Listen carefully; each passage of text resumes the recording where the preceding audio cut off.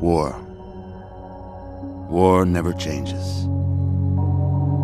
Since the dawn of humankind, when our ancestors first discovered the killing power of rock and bone, blood has been spilled in the name of everything from God to justice to simple psychotic rage.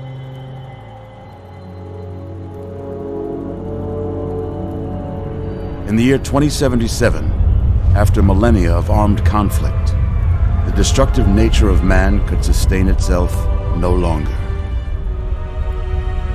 The world was plunged into an abyss of nuclear fire and radiation.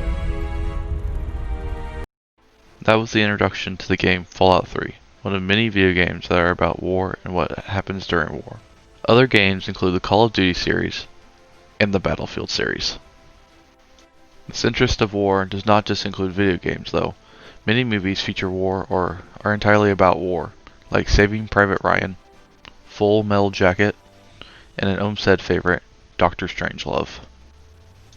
This interest is warranted, though. As you look at the timeline, you see that almost at any given time in the last 100 or so years, there has been a war. And this is just the United States. Generation after generation has grown up with some kind of war happening, and it has always been a hot topic for us. As it should, considering with the introduction of the hydrogen bomb, we are only a second away from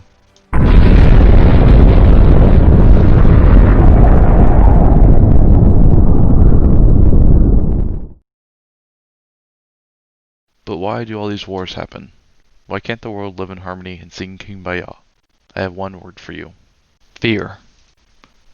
Fear is the underlying cause of all wars, and is what causes the world we live in to be so unstable and restless.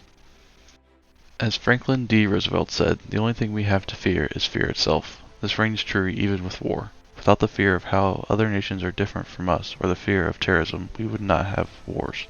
But these things are still there, and there continue to be wars. Sarah LaSure defends this ideal in her journal article, Causes of Communal War, Fear, and Visibility. When she says fear of culture annihilation or assimilation grows when a group encounters policies that threaten their language, religion, or customs. One of the largest examples of this is from the Cold War. While no battles were ever fought, the Cold War was full of fear amongst the American people. The war would someday break out, and the end of the world would soon follow. This was all caused by another one of America's fears, communism. We were scared that communism would take over the world if we did not stand up to the Soviet Union and prove that we were better than them. This led to the arms race and space race, and eventually the greatest show of our fear of communism, McCarthyism. McCarthyism gets its name from Senator Joe McCarthy, who was one of the front runners of the witch hunt on communists in the United States during the Cold War era. Ellen Schucker explained how this fear was unreasonable and was just hysteria in her journal article, McCarthyism, Political Repression, and the Fear of Communism. She talks about how most Soviet spies had been fired before the 50s even began, and that the communist witch hunt was just fear taking over the country. Without this fear of communism, this movement would not happen, and even the Cold War itself would have been almost nothing if this fear had not been there. Communism would continue after the Cold War, and is still a source of fear in most Americans today. As Ronald Reagan showed in his Evil Empire speech he gave in 1983, where he goes into detail about how he'd rather have his children die than have to grow up in a communist nation, like that of the Soviet Union, which he calls the Evil Empire. Other than that of communism, fear has also made a home with terrorists. Ever since 9/11 has happened, fear of terrorism has been one of the biggest issues in politics and war. The Middle East has been home to many wars in part because of the fear of these terrorists and also the fear of the people there losing their way of life to another group. George W. Bush shows how fear is put at war in a speech he gave 9 days after the 9/11 attacks when he says, "Great harm has been done to us. We have suffered great loss. And in our grief and anger, we have found our mission and our moment. Freedom and fear are at war. The advance of human freedom, the great achievement of our time and the great hope of every time, now depends on us. We will not tire, we will not falter, and we will not fail." As President Bush said, these attacks have put freedom and fear at war, not the United States, but our ideals, the freedom against the fear of losing them that these terrorists represent. This causes a lot of tension between the United States and most of the Middle East that is still there to this day. These tensions led to the recent missile strike against Iran earlier this year that killed Major General Qasem Soleimani, a powerful Iranian commander.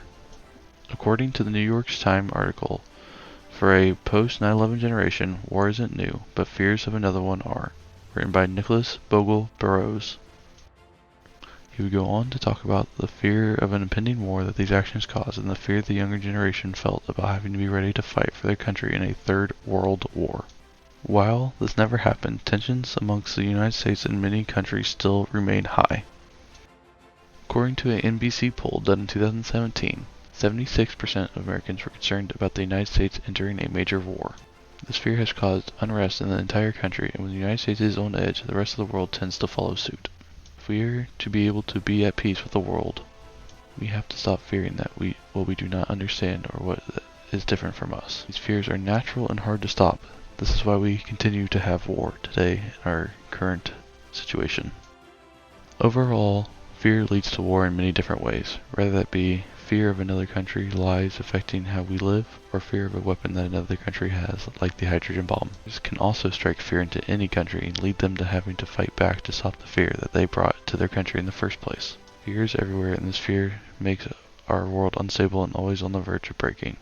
Fear itself what we fear, like Franklin D. Roosevelt said. Thank you for listening to my TED Talk.